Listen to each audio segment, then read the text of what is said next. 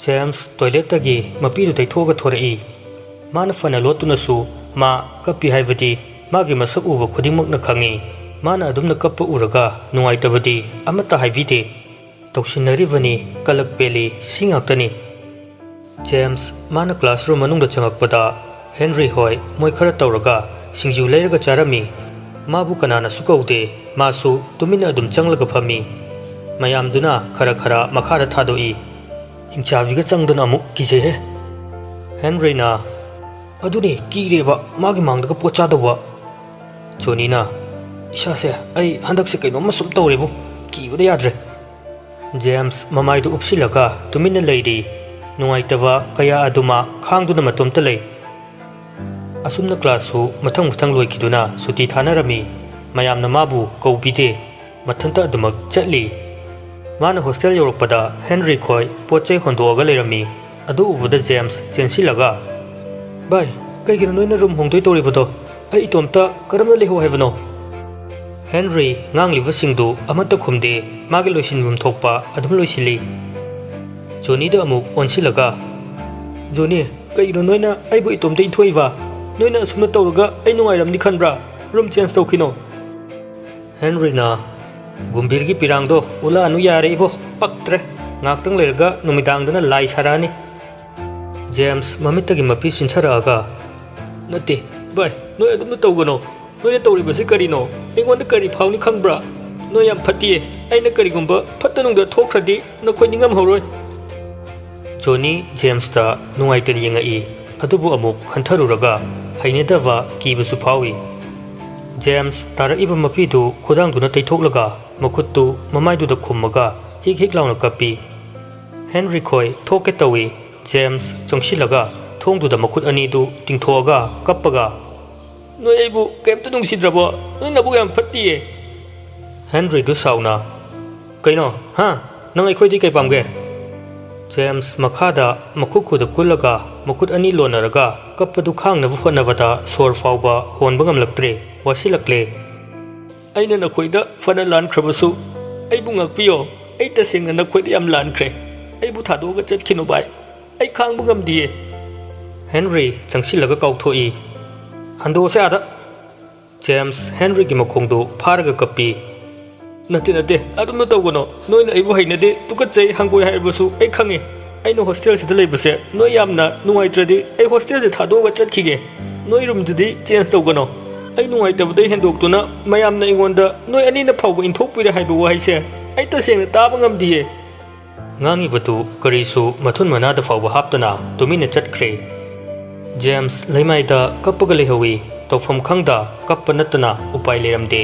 Amuksu pendava henmanbana makuttu walda kanna thinjinjai makuttu ingak tangaire. Thorak iwa ikhengdu yengaga nangsu aigumna laibak thiraba amara.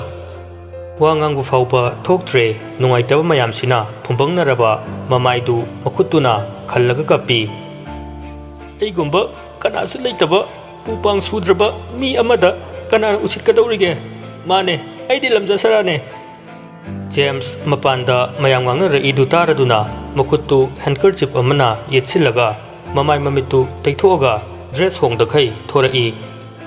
Ojana chaichani noi ani sida oina layo noiga moiga change tawdone. Nupa macha amana sir ekhoi tasengna ngamoye ekhoi sida dum leijage.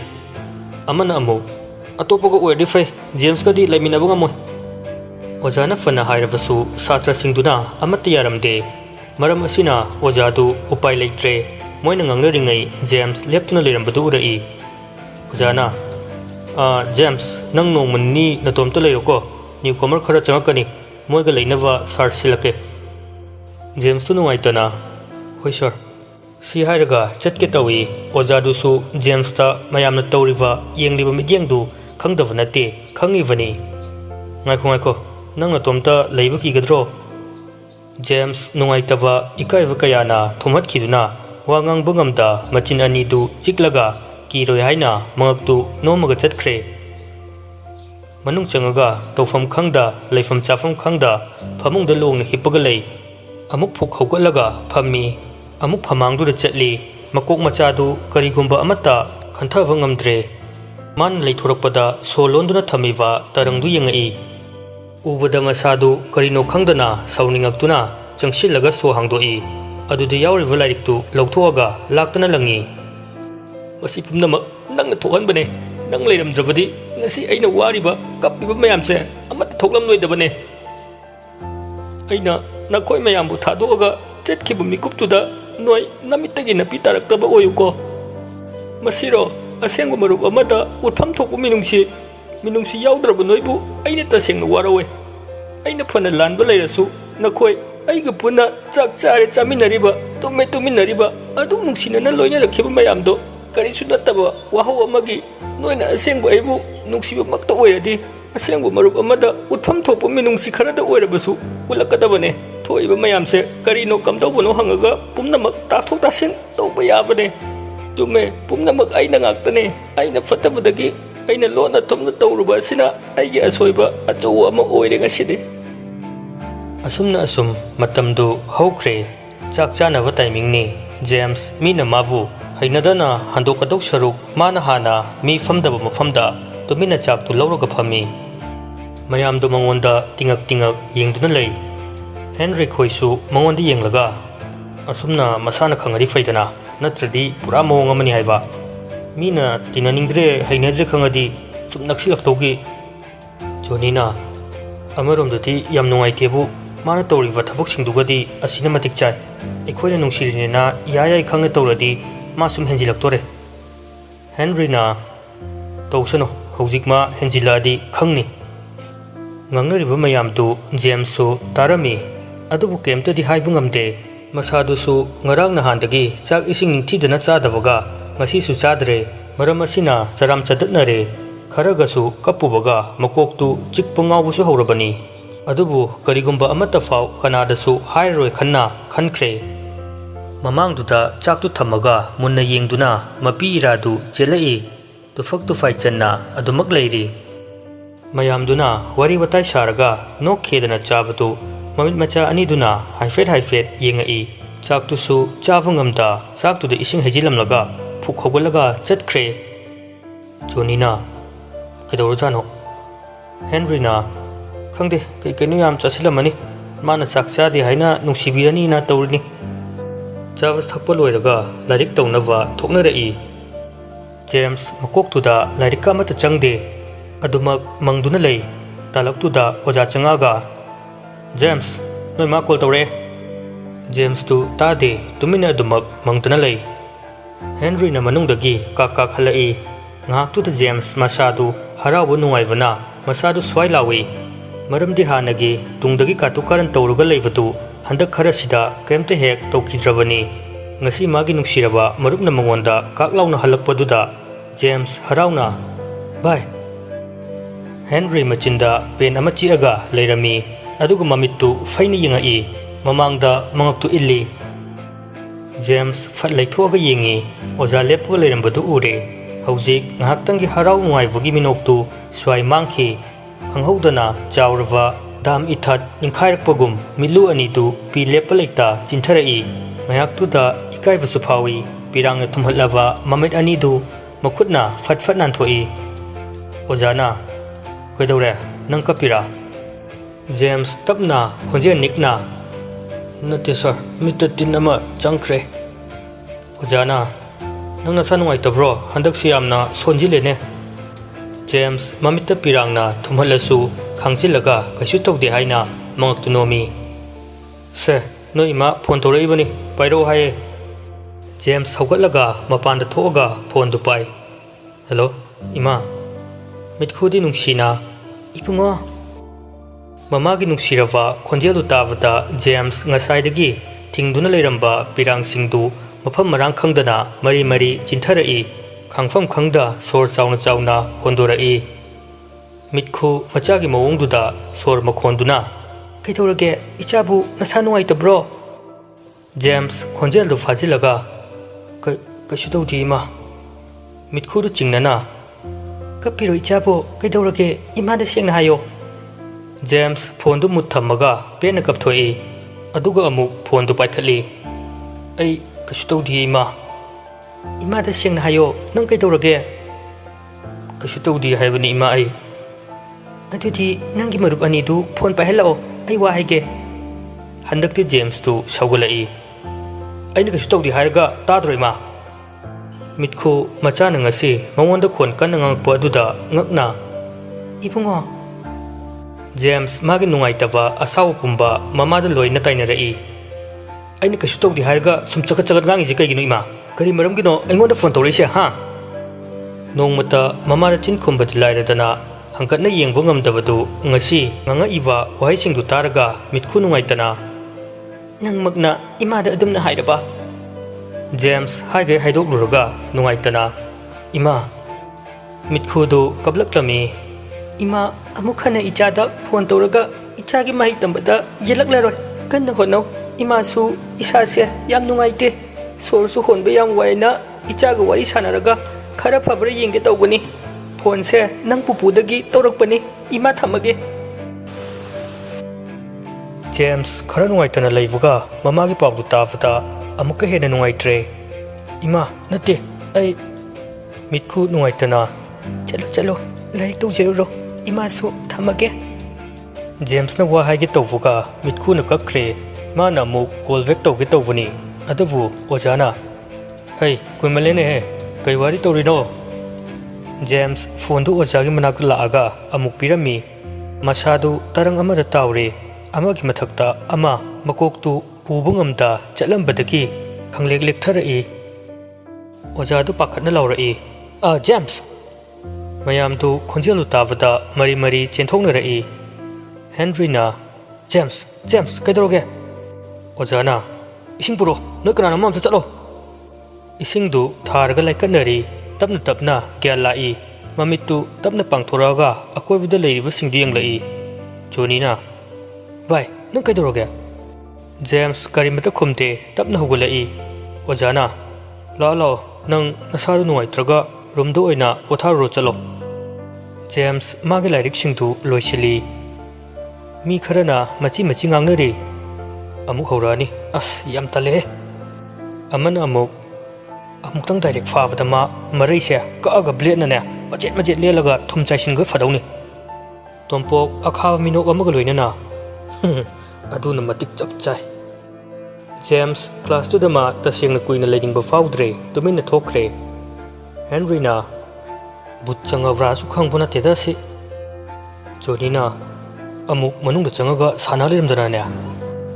Henry tapna changsilaga horendi ekoisu thabak khara leiko.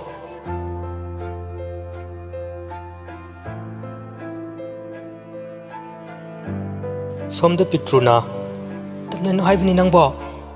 Tongsangna as ai tamna tapayam khuide ngaka tamna ge haba. Pitruna amuk horen sarpna sanani haibni. Tongsangna chatho he ai tamna ge hando. Mayamna lairik tawnariba roomsingdugi mathakta karaga tin mathak aduda chatpa horai. Tindu khange netwaga dong heklawi. Tongsang su yauna hek khange. Oima Pitruna mina tawnu hairka henzile ine. Ahan bai makhol dudi mayam su karisu khanaramde. Tongsangdu isang sangkhai tapna kontharaga chatli. Mana tapna chatlasu makholdu dong heklawi. Somda makhada mayamdu kivna loire. Joni na Iba haure amadu hek changkhiwakani. Henry na asomda khavai khara sakhai otlamani mana. Satra mayamdu kivna loire. Pitru pakhatna horen amuk ngangani haibani tawnu haiba. Tongsangna nathaunatte he kuide tamna daba horen di but ama phudoini na ne hauji ngakta tamnaraga le hoge kaino. Pitruna aduidi nang yenla huira haudongla masaro natradi amuk butni haiba khangkhrani ge. Tongsangdu yen makon khonglaga dong chatli.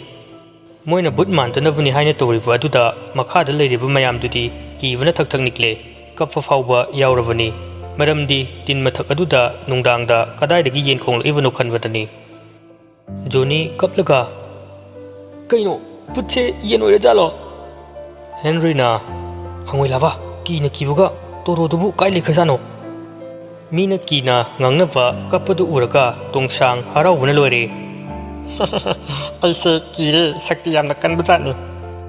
Nupa macha amakak thongnau mayada fammaga kadai de yeno yam kijaye tin mathak sida khong isina kaigino nakandagi tongsang noklaga ai ni ai ki bro nupa du khangprek khangna lawroga kablai mayam du kapana loire oja du na matomda moi kun mu control to wungamtre warden ano wo malawni habdu su lawde ai su gyan tadre kariyo to duise somdana bunupi amadu laptakna cheptha yengli kadai tiki punau no laga tamnai sinamo ifau tamna phamlai tadana khajik khai dena tamna ri kansita yam hena tamna rati tanthora anina asi aina sauraptana bunau goloi namak ai khota sigani ko nan gi sampha biduna ni uri bacha la put amasa tongsangna chen dena tamna budu ure e kadai tiki saru sayang thokpino isang hek sang khai khangoi jado noi ngak tung leirga nungaini